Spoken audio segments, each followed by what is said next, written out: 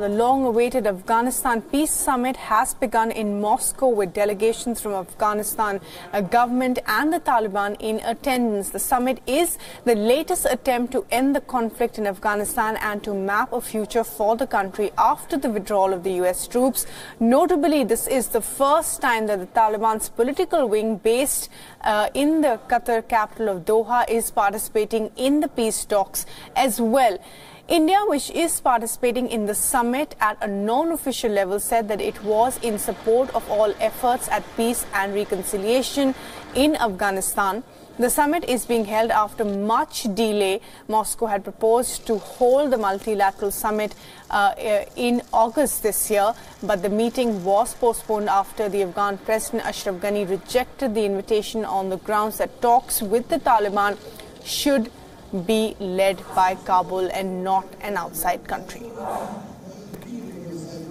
And Wion's West Asia Bureau Chief Daniel Pagani sent us this report. Listen in. It is the first time that Russia holds the talks with the Taliban. Other countries are informally invited, but hopes around these talks are not very high.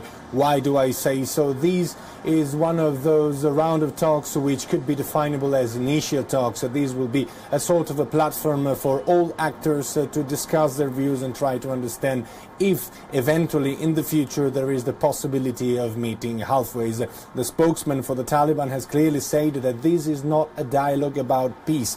They are not going there to discuss a possible peace agreement, a possible end to the fighting in Afghanistan. Also, high-profile government officials of Afghanistan will not be part of this round of talks. So it is very hard to see how is it possible that the two belligerents do reach an agreement regarding peace if one of the two is not even represented at the table. Also, let's not forget that it's not the first time that Taliban starts talking internationally about a possible peace. There have been two rounds of talks with the United States of America, which currently didn't have any clear effect.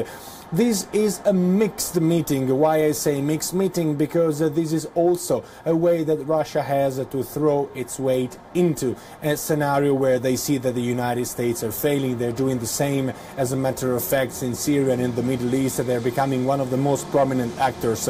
Vladimir Putin is trying very hard to put himself at the forefront of international complicated negotiations, such as the war in Syria, for instance, and as of now the Taliban talks and the peace talks around Afghanistan. So this is both an initial stage talk which could eventually lay the foundation for further talks in the future, and also a maneuver made by the Kremlin in order to put Moscow on the forefront of each and every hot international issue currently going on.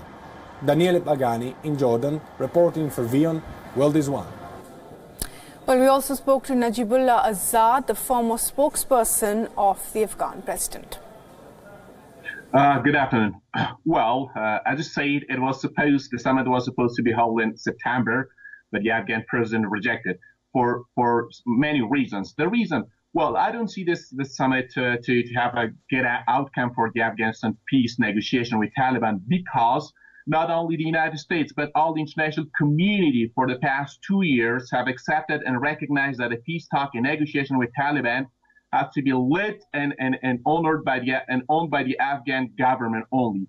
So this is really surprising. When the Afghan government is invited as a party to attend this summit, it doesn't make any sense. Well, it's one of the party. It's the country that is the victim.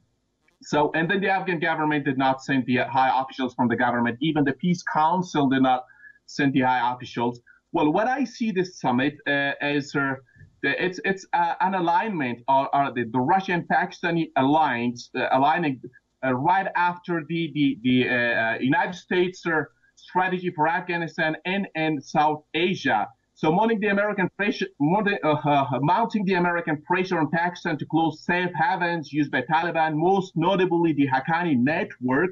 However, the growing Moscow-Islamabad bonhomie is not a good news for Washington's in Afghan strategy, actually. It is unmistakably signifies changing Russian perception and priorities in South Asia. Pakistan and Russia, what I see is that Pakistan and Russia are now aligning their approach to support a political solution to the Afghan conflict, which is effectively means the Taliban's rehabilitation, the Afghan governing structure on Pakistani terms. So I don't see that at one of the concrete summits for peace in Afghanistan.